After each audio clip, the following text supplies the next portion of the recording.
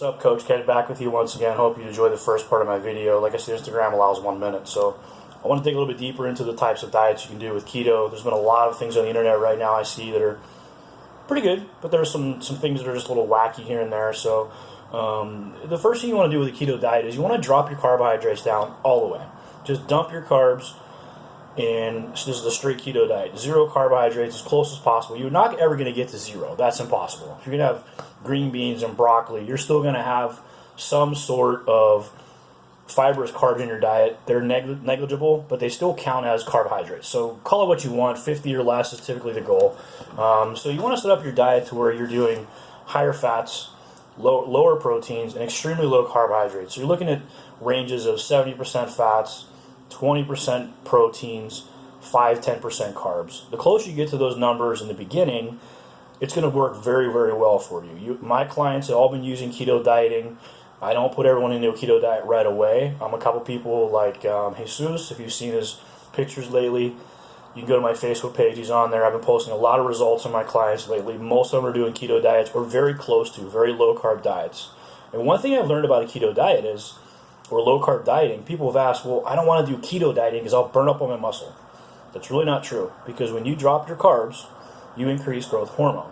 We know that's an anabolic hormone. So you're not going to lose muscle unless you're torturing yourself with tons of heavy cardio and your calories are way too low. So for instance, with Jesus, I've kept his carbs fairly low. We had a little bit of a crunch time to get into contest prep, and the last 3-4 weeks he's just shrunk down tremendously. He's doing a decent amount of cardio, but we cut his carbs back, cut his carbs back, cut his carbs back. And what we've noticed is, and I've noticed too, low carbs is a lot harder to maintain than no carbs. Meaning, if you're at, say, low carbs for most people, maybe a 200-pound adult male might be, 180, 250 grams of carbs is probably considered low carbs. Like someone like Josh Wade in Sacramento, he's doing 500-600 grams of carbs, 5,000 calories, and he is shredded and dry, like retarded dry. So everyone's a little bit different. He works well with high carbs. I can handle high carbs, but I got to put my fats down super low, and I get really, really hungry, and I will not stick to my diet. So keto works best for me short term, but you have to refeed on a keto diet. So back to the macros. Sorry, I got off track there because I get excited about keto dieting. It's really cool stuff. With the keto diet, you have some options. Like I said, you have the CKD diet, which I apologize, I wrote that wrong. It's CKD, cyclical keto diet, which means you can put carbs before a workout, after a workout, but no other carbs the rest of the day. So the key is when you wake up in the morning, you have no carbs. Say you work out at 10 o'clock. You had 10 o'clock workout, you have some carbs prior to fuel your workout, you feel pretty good. Some after your workout. Then the rest of the day, you start tapping into more fat burning. And it works very well for a lot of people because at nighttime, you're burning fat while you sleep. 12 o'clock on, after those carbs burn out, you're burning more carbohydrates because the insulin response is lower, growth hormone goes up. With a TDK, timed keto diet, that's something a little bit different. That's where you're going to put your carbs in where maybe you feel you need the carbs the most, where you're the most tired. Or personally for me, I like carb backloading, which is very similar to keto dieting, which you would do a very sweet, high sugar, high fat meal right before bed. You'll knock yourself out if you had no carbs for the day because that sugar rush puts you into a super, super crash of sugar. You get that sugar rush and you go, oh, I feel good, and then boom, you're done. The good part about that is you have an IGF response to that, which is kind of cool because IGF we know burns fat. So if you have a response to IGF at night, you can spike that really hard. You sleep better, you sleep good, recover faster, and you burn hella fat.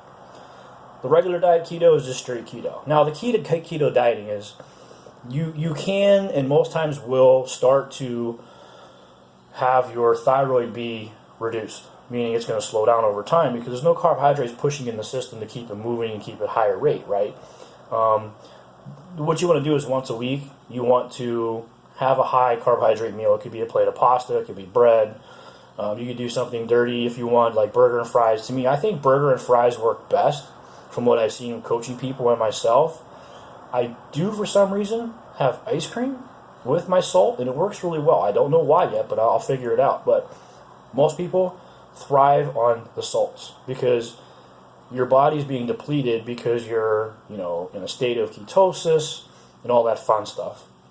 So If you have any questions about TDK, CKD, or a regular keto diet, any questions about refeeds, how to refeed, at what time, what point, because you don't want to refeed all the time. If you do that, it's not going to be good. And for you women, refeeds got to be very, very small, because you guys have water issues, time of the month. I'm sorry to say that, but that's how it works with female bodies.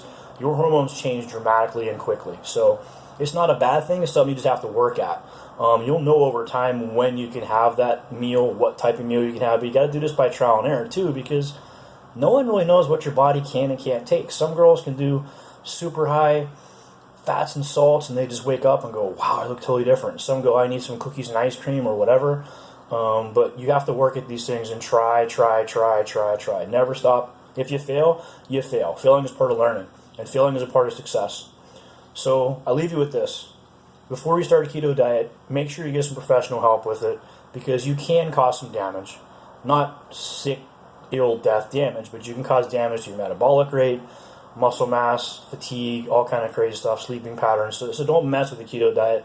Make sure you know the right details. And if you're watching these videos online, make sure there are people that have some expertise in this type of thing, because I've seen just the last few days just kind of scrolling around, and so people just are, I lost 90 pounds on a keto diet, and they're talking about how they can help all these people. Well, that's cool, but much experience do you really have? If you lost 90 pounds, let's say a year, you've done it for 1 year, and now you're suddenly the guru. So for me, I've got probably 10, 12, 15 years of keto dieting that I'm very well how to do it. I have a lot of clients I've trained on it.